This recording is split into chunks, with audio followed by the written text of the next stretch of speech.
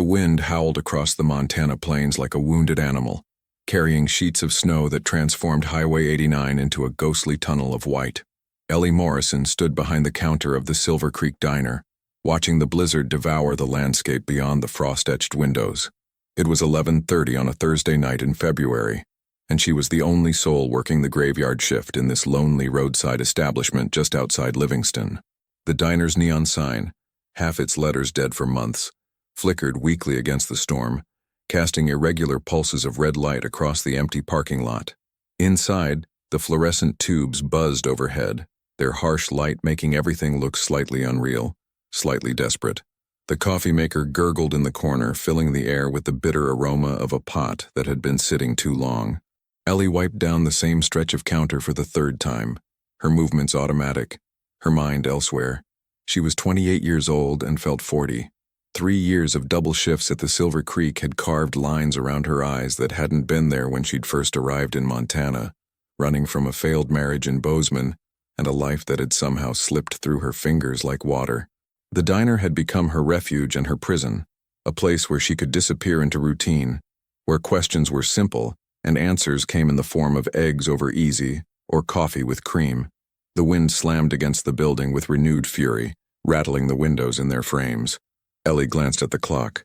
Another 6 hours until dawn, until Marcus arrived to take over the morning shift, until she could drive her aging Honda back to the small apartment she rented above the hardware store in town. 6 hours of emptiness and cold and the sound of her own thoughts.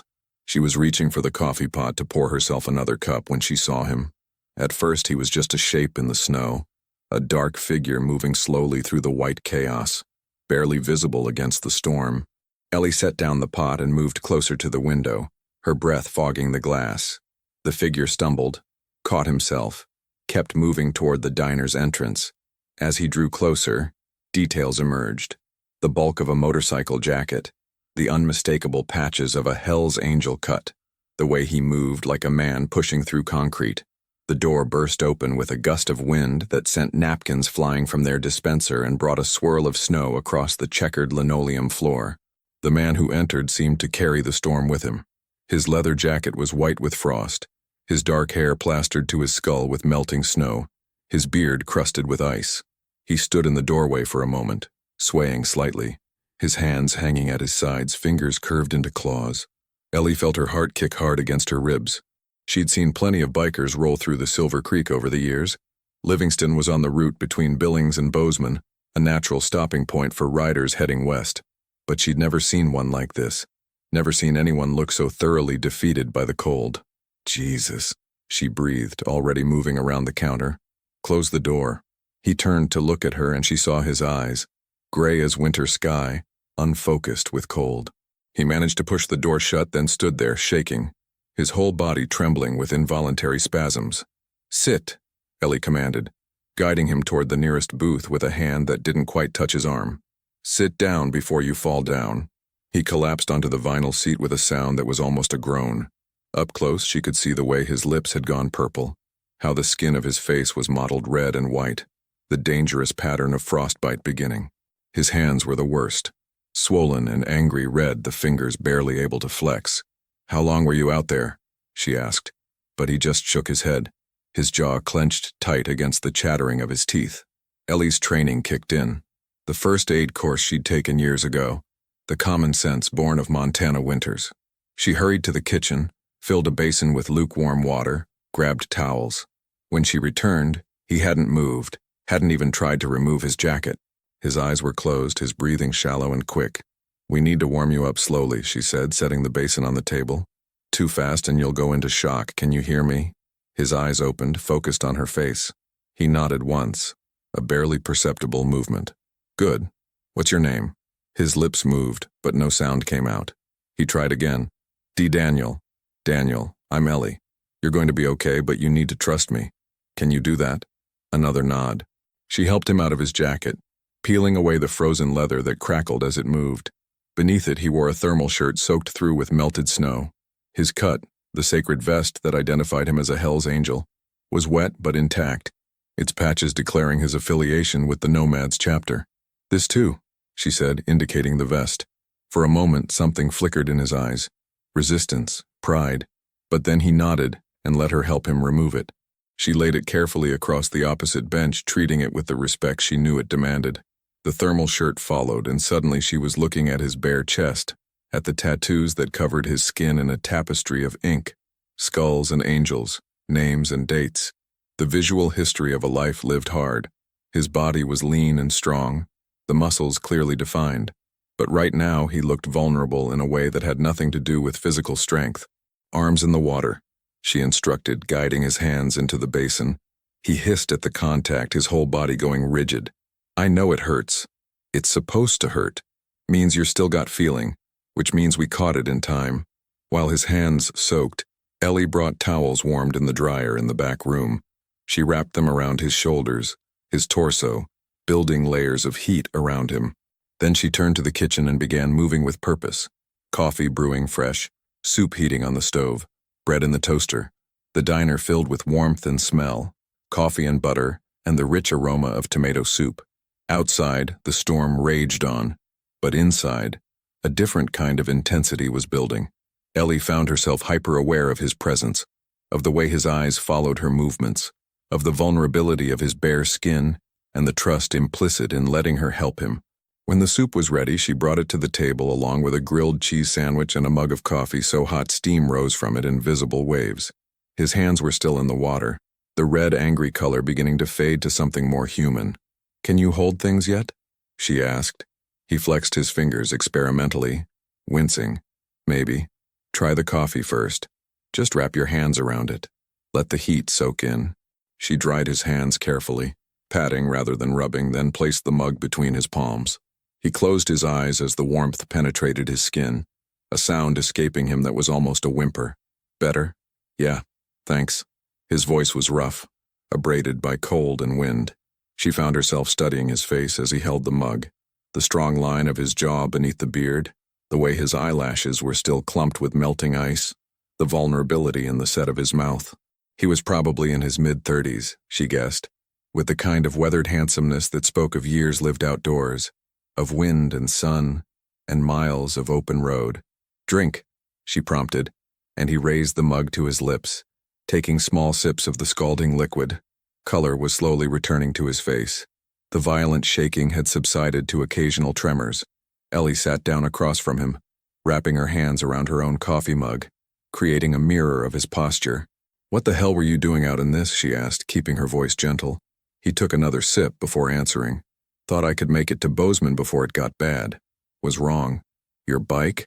Died about 2 miles back. Couldn't get it started again. Walked. 2 miles in that storm. 2 miles in darkness and wind and snow that could kill a man in less than an hour. She felt a chill that had nothing to do with the temperature. You're lucky you found this place. His eyes met hers over the rim of the mug, and for the first time she saw something in them beyond pain and cold. A depth of awareness, of recognition. Yeah, I am. The moment stretched between them, neither looking away. Ellie felt something shift in her chest, some locked door beginning to open. It had been so long since she'd truly seen another person, since she'd allowed herself to be seen. The diner had become a place of transience, of people passing through, never staying, never mattering. But something about this moment, the storm, the vulnerability, the strange intimacy of caring for his frozen body, was different. Eat, she said finally, breaking the spell. You need food. He obeyed, picking up the spoon with hands that still trembled slightly. She watched as he ate, noting the way he savored each bite as if it were the first food he'd tasted in days. Maybe it was. Riders like him, she knew, sometimes went long stretches between meals, surviving on black coffee and determination. As he ate, she found her gaze drawn to his hands, the way they gripped the spoon, the play of tendons beneath the skin, the tattoos that wound around his wrists and disappeared up his forearms. They were working hands, scarred and calloused, the nails blunt and functional, but there was something about them that made her want to reach out, to touch, to offer comfort beyond the practical necessities of warming him. She was so lost in watching him that she didn't notice when he finished eating, didn't realize he was watching her watch him until he spoke. Thank you, he said simply. You probably saved my life. Ellie shrugged, uncomfortable with the weight of gratitude in his voice. Anyone would have done the same. No, he said with quiet certainty. They wouldn't have. I've been thrown out of enough places to know. She understood what he meant. The patches on his vest, the visible markers of his affiliation, they made people nervous, made them see threat instead of humanity. She'd witnessed it herself over the years, the way certain customers would stiffen when bikers walked in, the way some of her former coworkers had refused to serve them. "Well, I'm not anyone," she said. "No," he agreed, his gray eyes holding hers with an intensity that made her breath catch. "You're not." The storm showed no signs of easing. Outside, the world had disappeared entirely, replaced by a wall of white that pressed against the windows like a living thing. Inside the Silver Creek diner, time seemed to slow and thicken, creating a bubble of warmth and light suspended in the frozen darkness. Daniel had stopped shaking, but Ellie could still see the way the cold lingered in him, the stiffness in his movements, the way he kept flexing his hands, as if testing whether they still belonged to him. She brought him more coffee, and he accepted it gratefully, wrapping his fingers around the mug with visible relief. "You should keep your hands warm for a while longer," she said, settling back into the booth across from him. "Frostbite can sneak up on you. Looks like you got them in time, but you need to be careful. You know a lot about cold," he observed. "Montana native. You learn or you die." She paused, studying him. "You're not from around here, are you?" "California originally. Been riding for about 15 years now, seen a lot of places." He took a sip of coffee. "But I've never been this cold in my life." "Why Bozeman? This time of year, I mean. Not exactly riding weather." He was quiet for a moment, his eyes distant. "Running from or running to, take your pick." Ellie understood that answer better than he probably knew. Both, usually. His gaze sharpened, focusing on her with new attention. "Yeah?" She found herself wanting to tell him things she hadn't told anyone. About the marriage that had crumbled like dry leaves, about the dreams she'd given up, about the way she'd become a ghost in her own life. But instead, she just shrugged. "Small-town Montana at 3 in the morning. What do you think?" A smile ghosted across his face. The first she'd seen. It transformed him, softening the hard edges, revealing glimpses of the man beneath the leather and ink. "I think you're too smart for this place," he said. "Maybe.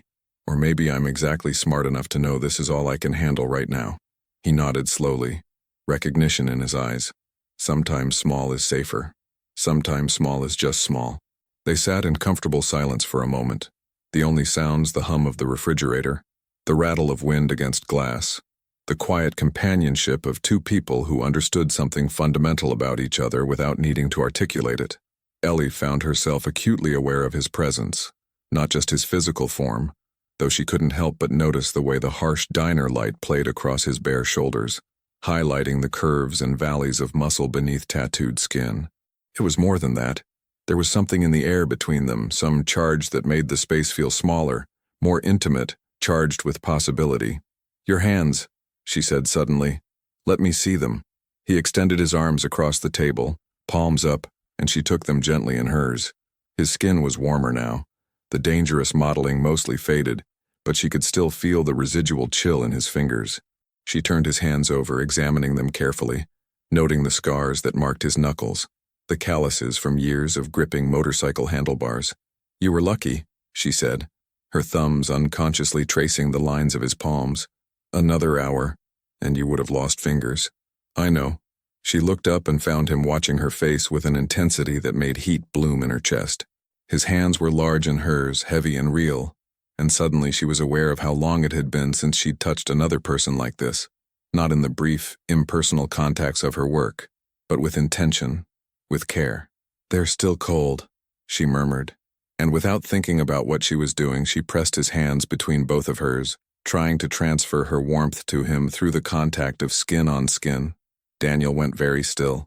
She felt it, the way his breath caught, the way every muscle in his body seemed to tense and focus on the point where their flesh met.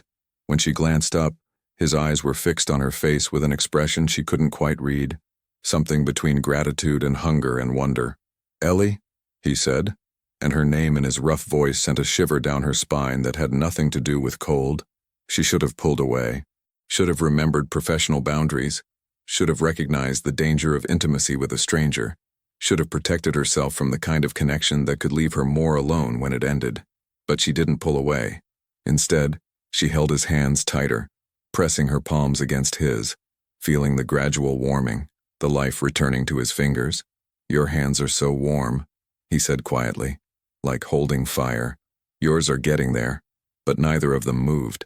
They sat there across the booth, hands clasped, while the storm raged outside and something equally powerful built in the small space between them. Ellie felt her pulse quickening, felt a flush spreading up her neck. This was insane.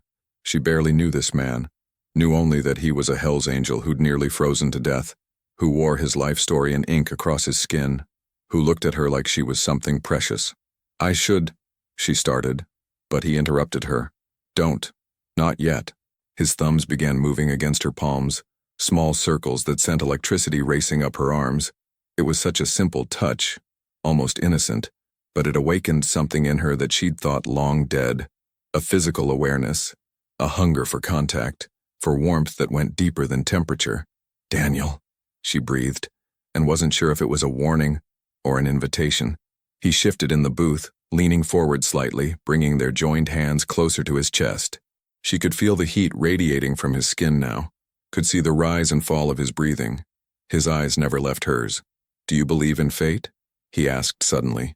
The question caught her off guard. "I don't know. Maybe." "Why?"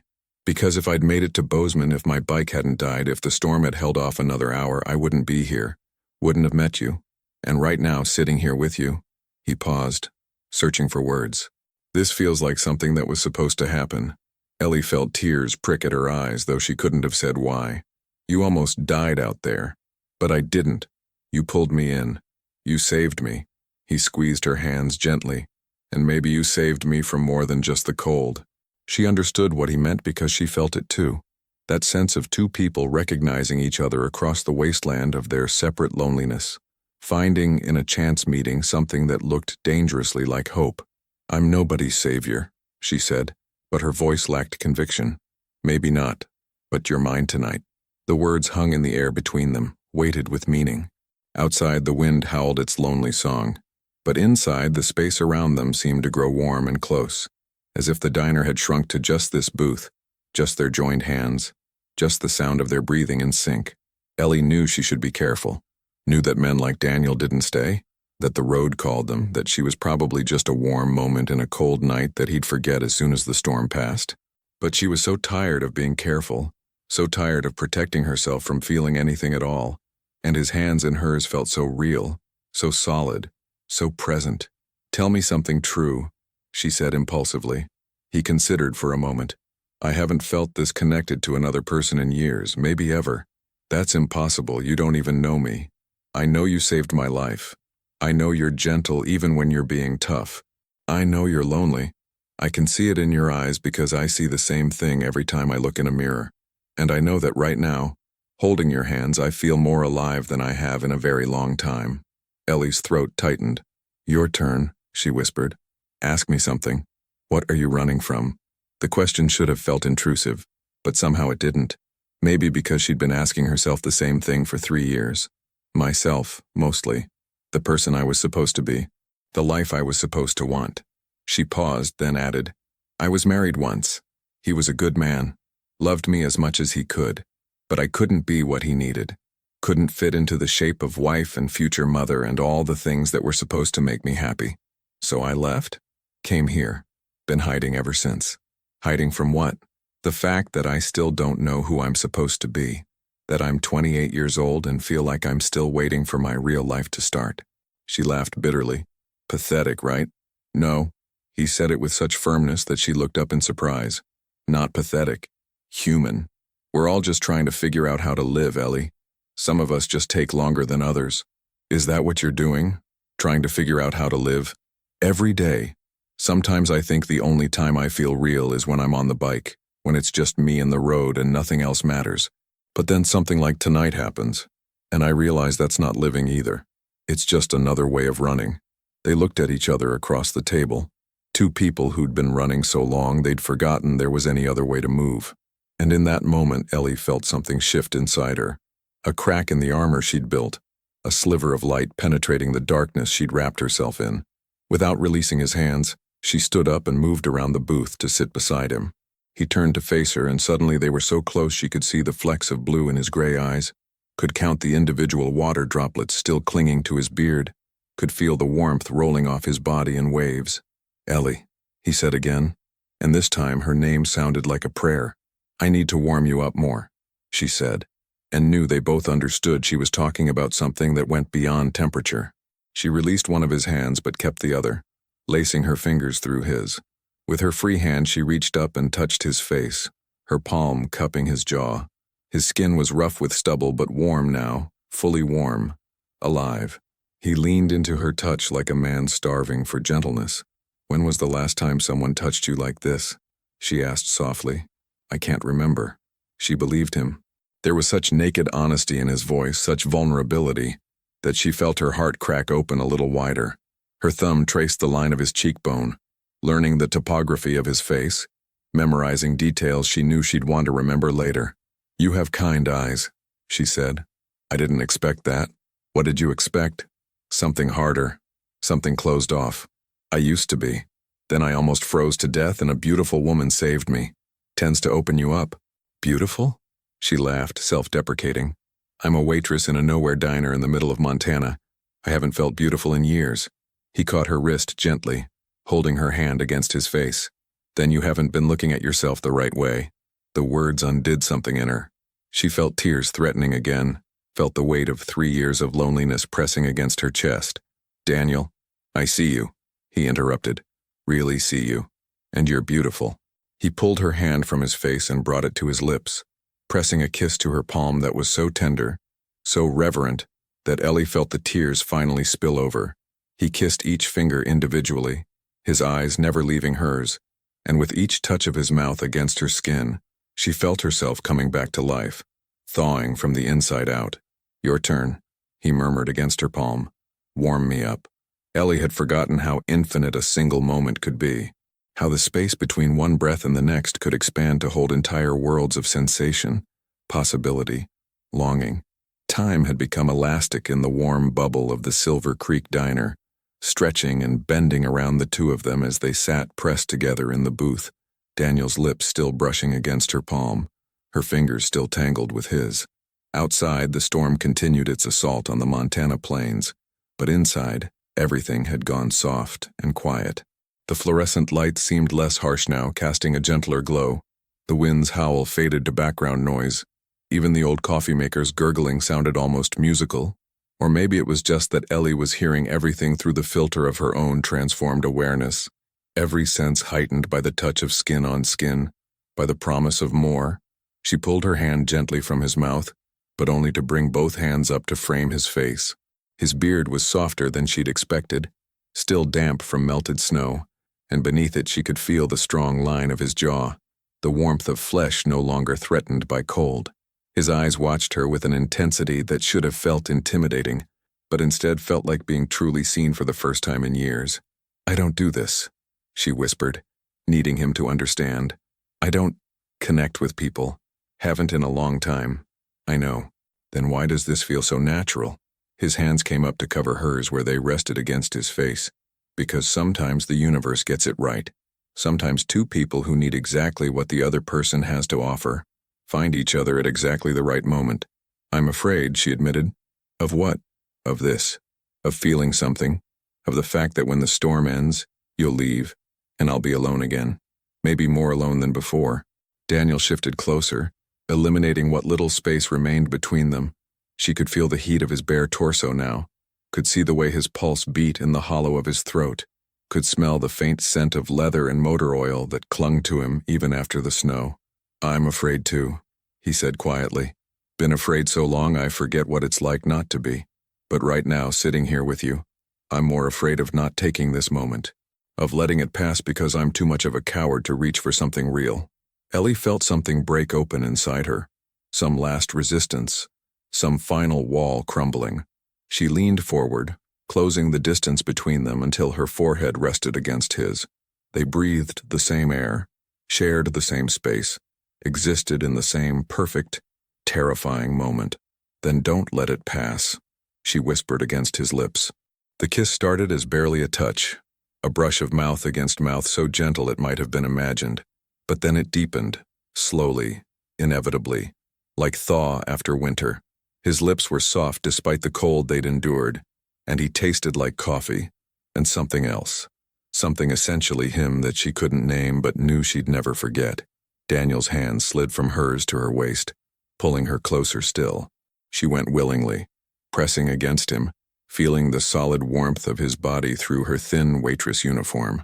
One of his hands came up to tangle in her hair, holding her as if she might disappear if he loosened his grip. The kiss lengthened, deepened further. Ellie felt herself drowning in sensation. The wet heat of his mouth, the scratch of his beard against her chin, the way his tongue traced her lower lip before sliding against hers. It had been so long since she'd been kissed like this, as if she were precious, as if the person holding her actually wanted to memorize the taste of her. When they finally broke apart, both breathing hard, Ellie realized she was half in his lap, her hands clutching his shoulders, his arms wrapped around her waist. The position should have felt awkward, but instead it felt like the most natural thing in the world. Jesus, Daniel breathed. Yeah. He rested his forehead against hers again, and she could feel him trembling. Not from cold this time, but from something else entirely. I need to be honest with you about something. Ellie's stomach clenched with sudden fear. What? I don't know what I'm doing tomorrow, don't know where I'll be next week, the club, the life, it's complicated. I can't promise you anything beyond right now, beyond tonight. She should have pulled away then, should have protected herself from the inevitable hurt, but instead she found herself reaching up to cup his face again, to hold his gaze. I'm not asking for promises. I'm not asking for tomorrow. I'm asking for this, for right now, for whatever this is between us tonight. Relief flooded his expression. You sure? No, but I'm doing it anyway. He kissed her again, harder this time, with more urgency. His hands roamed her back, learning the curve of her spine, the shape of her beneath the polyester uniform. Ellie let herself get lost in it, let herself feel without thinking, without planning, without protecting herself.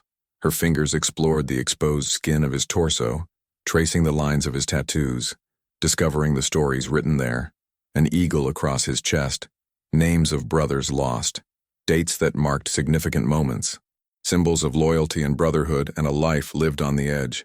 Each image was a window into his history, and she wanted to know all of it, wanted to understand the man beneath the ink. Tell me, she murmured against his mouth between kisses. Tell me what they mean. He pulled back just enough to look down at where her fingers rested over his heart, where an elaborate angel spread its wings across his chest. That's Michael, my brother. Died when I was 20. Bike accident. I'm sorry. Me too, every day. His hand covered hers, pressing it more firmly against his skin. He's why I ride, why I'll never stop. Every mile is for him. Ellie felt the weight of that grief, the way it had shaped him, made him who he was. She leaned forward and pressed a kiss directly over the angel, over his heart, a benediction and acknowledgement. Daniel's breath hitched. His hand tightened in her hair, and when she looked up, she saw something raw and vulnerable in his eyes, something that looked like tears held at bay by pure will. No one's ever, he started, then stopped, unable to finish. Seen you? She supplied gently. I see you, Daniel. All of you. He pulled her up to kiss her again, and this time there was desperation in it, a need that went beyond physical desire. They were two lonely people trying to bridge the gap of their separate isolation, trying to find in touch and taste, and the press of bodies some proof that they weren't as alone as they'd believed. Ellie shifted in his lap, and he groaned against her mouth, his hands gripping her hips. She could feel his arousal pressing against her, could feel her own body responding, heat pooling low in her belly. It had been so long, so achingly long, since she'd felt desired, since she'd wanted to be desired. We should, she started, not sure what she meant to say. Stop? Continue? Move somewhere less public? I know, he said, but neither of them pulled away. Instead, his hand slid under her uniform top, fingers splaying against the bare skin of her back. She arched into the touch, her breath coming faster. His skin against hers felt electric, every point of contact sending sparks racing through her nervous system. God, you're so warm, he murmured, his mouth trailing kisses down her neck. So soft. Ellie tilted her head back, giving him access, her own hands exploring the planes of his chest, the ridges of his ribs, the taut muscle of his abdomen.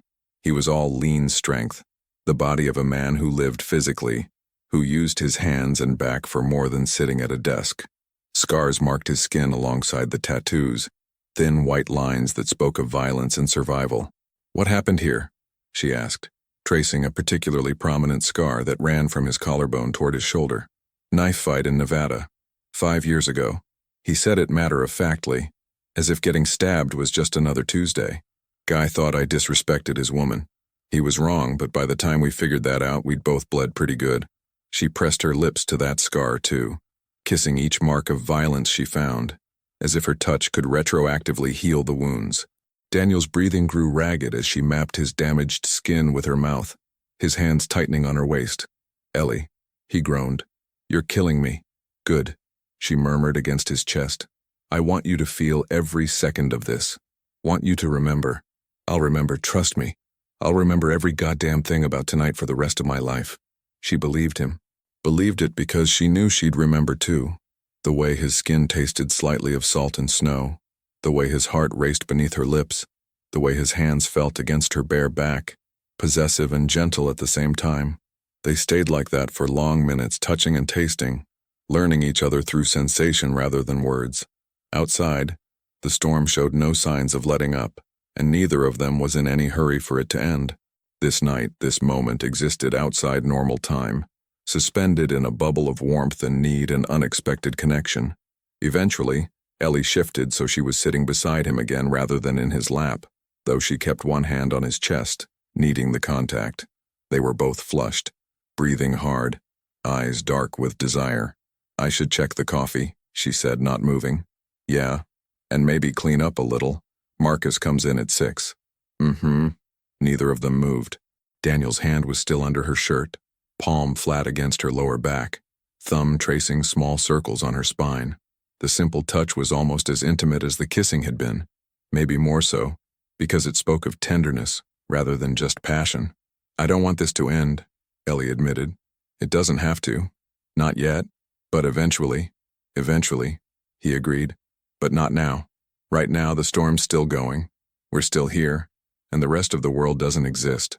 She leaned her head against his shoulder, breathing in his scent, feeling the steady beat of his heart beneath her ear. "Tell me more. About your life. About the club. About everything." So he did. He told her about the road and the brotherhood, about the feeling of absolute freedom that came with pointing a bike west and just riding, about sunsets in New Mexico and rain in Oregon, and long nights in places whose names he couldn't always remember. He told her about the violence too, the fights and the risks, the thin line between living free and living dead that he walked every day. And she told him about Montana, about growing up in Billings with dreams of getting out, about the marriage that had seemed like an escape, but turned into another kind of trap, about the strange peace she'd found in the routine of the diner, even as it slowly erased her. They talked as the night deepened, as the coffee pot ran empty and Ellie made more, as the snow piled higher against the windows and the temperature outside dropped to lethal levels.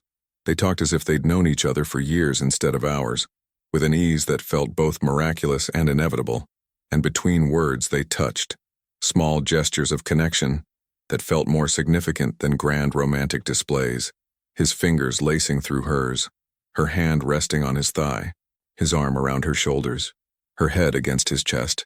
Each touch was a promise and a question, an offering and acceptance. Around 4 in the morning, as they sat together in the booth with Ellie curled against his side, Daniel broke a long, comfortable silence. "Can I ask you something? Anything. Do you ever feel like you're watching your own life from outside, like you're not really living it, just observing it happen to someone else?" Ellie turned to look up at him, surprised by the question. "Every single day." "Yeah? Yeah. It's like I'm waiting for permission to start really living, but I don't know who's supposed to give it to me." He was quiet for a moment, his thumb tracing patterns on her shoulder. "Maybe we give it to ourselves. Maybe that's the secret. Nobody's coming to save us or tell us it's okay. We just have to decide we're worth saving." "Is that what you're doing? Saving yourself?" "Trying to. Not sure I'm any good at it yet." "Me neither." They smiled at each other, small, sad smiles that acknowledged the difficulty of simply being human, simply trying to figure out how to live with purpose and meaning in a world that often felt cold and indifferent. "You make it easier," Daniel said softly. Being here with you talking like this, it makes me feel less alone than I have in years. Ellie felt tears threatening again. You make me feel less alone too. Less like a ghost. You're not a ghost. You're the most real thing I've touched in forever. He proved it by kissing her again, and this time the kiss held a different quality. Not the desperate urgency of before, but something deeper. Something that acknowledged that what they'd found in each other went beyond just physical need. It was comfort and recognition and the strange miracle of two damaged people seeing each other clearly and deciding the damage didn't matter, that wholeness was overrated anyway. When they finally broke apart, Ellie rested her forehead against his, her hands cupping his face. I'm glad your bike died, she whispered. Me too. I'm glad you almost froze to death. Me too. I'm glad you walked through that door. Best decision I've ever made. The storm broke just before sunrise. One moment the world was white chaos, and the next the snow simply stopped, as if someone had flipped a switch. The wind died to nothing, leaving an eerie silence in its wake. Through the diner windows, the first hints of gray light began to seep across the eastern horizon, painting the snow-covered landscape in shades of pearl and silver. Ellie stood at the window, watching dawn approach, feeling the weight of reality settling back onto her shoulders like a physical thing.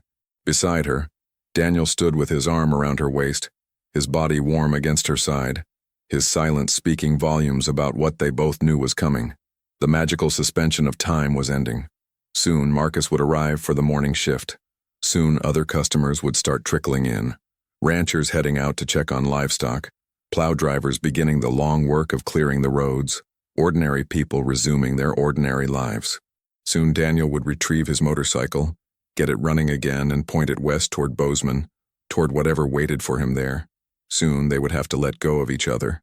It's beautiful, Ellie said, nodding toward the pristine landscape. I forget sometimes how beautiful it can be. Yeah, Daniel's arm tightened around her. Beautiful and merciless. Like life. Exactly like life. They stood in silence, watching as the sky slowly lightened, as stars faded one by one, as the world transformed from night into day. Ellie tried to memorize this moment. The weight of his arm, the warmth of his body, the way they fit together as if they'd been designed for exactly this. She wanted to be able to call up this memory later, when she was alone again, when the diner felt more like a prison than a refuge. I should get dressed, Daniel said finally, reluctantly. Ellie nodded but didn't move. Neither did he. My bike's probably completely buried. Might take a while to dig it out. The highway won't be cleared for hours anyway. True. Still, neither moved.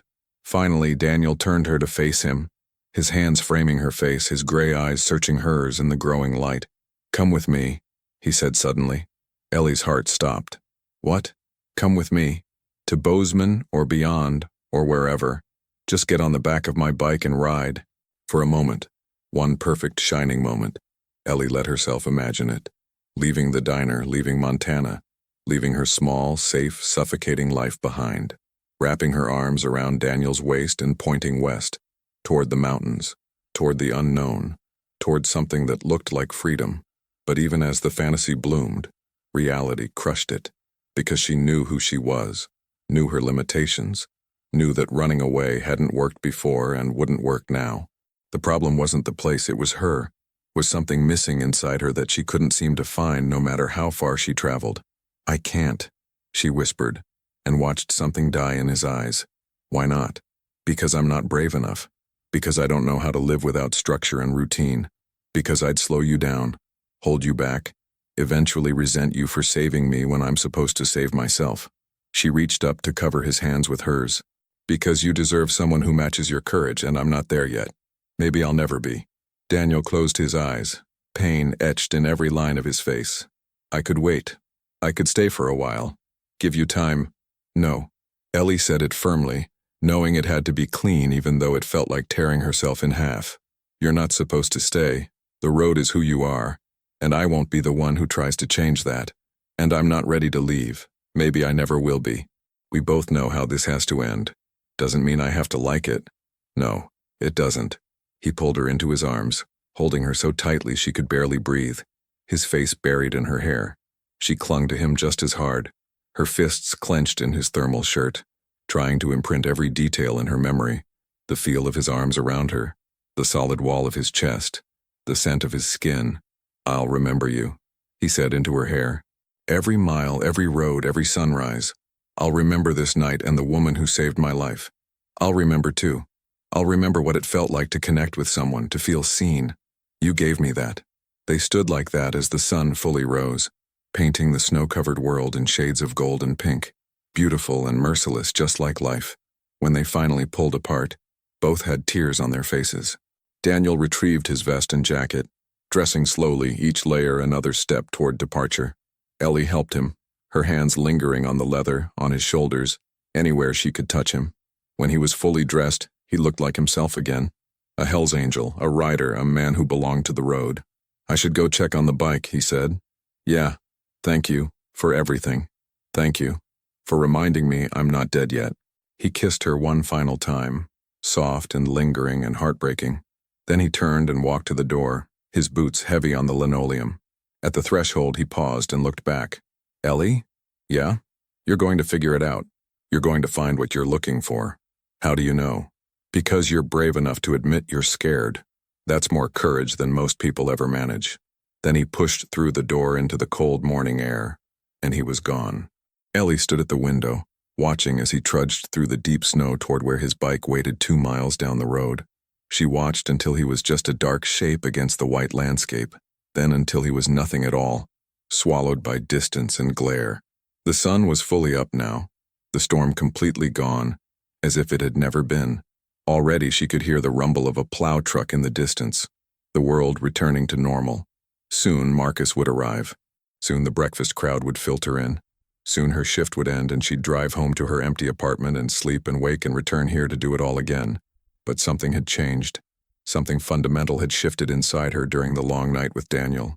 She felt it in her chest, a small, warm ember that hadn't been there before, a tiny flame of possibility. Maybe he was right. Maybe she would figure it out eventually. Maybe courage wasn't about making grand gestures or dramatic changes. Maybe it was about small choices made every day, to keep moving forward even when you didn't know where you were going. The door opened, the bell chiming, and Marcus walked in, stamping snow off his boots. "Hell of a storm," he said by way of greeting. "Everything okay here?" Ellie turned from the window, wiping her eyes quickly. "Yeah, everything's fine. You look different." "Something happen?" She thought about the question, about Daniel and the night they'd shared, about kisses and confessions and the way 2 strangers had found each other in a storm, about how she felt cracked open in a way that was terrifying, but also somehow right. "Nothing happened," she said finally, offering Marcus a small smile. "Just a long night." But as she poured coffee and wiped down counters and prepared for the morning rush, Ellie caught herself touching her lips, remembering the feel of Daniel's mouth on hers. She found herself pressing a hand to her chest, feeling the warmth still lingering there. She discovered herself smiling at nothing, remembering the look in his eyes when he'd called her beautiful. Outside, somewhere on Highway 89, a motorcycle engine roared to life. Ellie moved to the window in time to see a distant figure on a bike heading west toward the mountains. She raised her hand in a wave she knew he couldn't see, a benediction and a goodbye. "Safe travels," she whispered to the glass. And then she turned back to her work, to her small life, to the routine she'd built. But everything looked slightly different now, viewed through the lens of what she'd experienced. The diner wasn't just a prison anymore. It was also the place where she'd learned she could still feel, could still connect, could still hope. That night, when her shift finally ended and she walked out into the cold Montana darkness, Ellie didn't go straight home. Instead, she stood in the parking lot for a long moment, looking up at the stars that Daniel had told her about, the ones he watched while riding through the night. She thought about courage and fear, about safety and risk, about the difference between existing and living. She thought about Daniel somewhere out there under the same sky, carrying the memory of her, just as she carried the memory of him, and she made herself a promise. She might not be ready to leave today, might not be brave enough to chase the horizon the way he did, but she would work on it. She would take small steps toward becoming the person who could.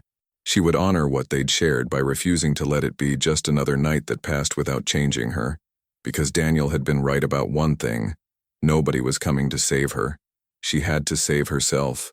And maybe, just maybe, she'd finally found the courage to try. The wind picked up. carrying the scent of snow and pine and possibility. Ellie pulled her coat tighter and smiled into the darkness.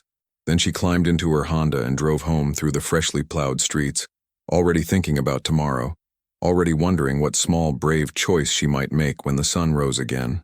Somewhere on the highway, a motorcycle carried a lonely rider west, and in a small apartment above a hardware store, a waitress lay in bed, touching her lips and remembering what it felt like to be seen. Two people, moving through their separate lives, connected by a single night when the cold had brought them together and warmth had changed them both. The storm was over, but its effects would linger long after the snow had melted, long after the roads were clear, long after the night had faded into memory. Because some storms don't just pass through, they transform the landscape entirely, leaving nothing quite the way it was before. And sometimes, in the frozen darkness, two people find exactly what they didn't know they needed. Proof that connection is possible, that loneliness isn't permanent, that even in the coldest moments, warmth can be found in the touch of a stranger's hand. Ellie fell asleep with that thought, with the memory of Daniel's hands in hers, with the embers still glowing warm in her chest. And she dreamed of highways and horizons, of motorcycles and mountains, of a future where courage might come easier and fear might matter less. The storm had passed, but the warmth remained.